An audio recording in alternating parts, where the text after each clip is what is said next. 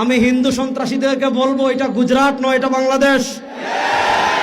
আমি হিন্দুদেরকে বলবো এটা দিল্লি নয়, এটা বাংলাদেশ। আমি বলবো এটা ইন্ডিয়া নয়, এটা শাহজালালের পুণ্যভূমি বাংলাদেশ। এখানে আপনি আমার ভাইকে পিটিয়ে মারবেন আর পূজার নামে দেশি অস্ত্র আমাদেরকে দেখাবেন। যদি আমাদের সাথে আপনারা খেলতে চান, মাঠে আসেন, আমরা খেলার জন্য প্রস্তুত।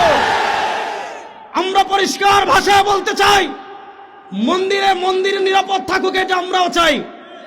মন্দিরে যারা আগুন লাগিয়েছে তাদের বিচারের সম্মুখীন করা হোক, এটা আমরাও চাই।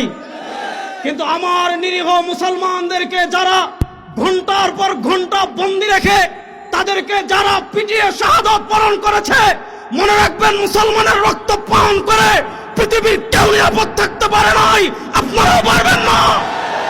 এই রক্ত কথা বলবে ইনশাআল্লাহ। আমি সর্বশেষ আরেকটা কথা বলে শেষ করছি। বাংলাদেশে আপনারা বিভিন্ন ইস্যু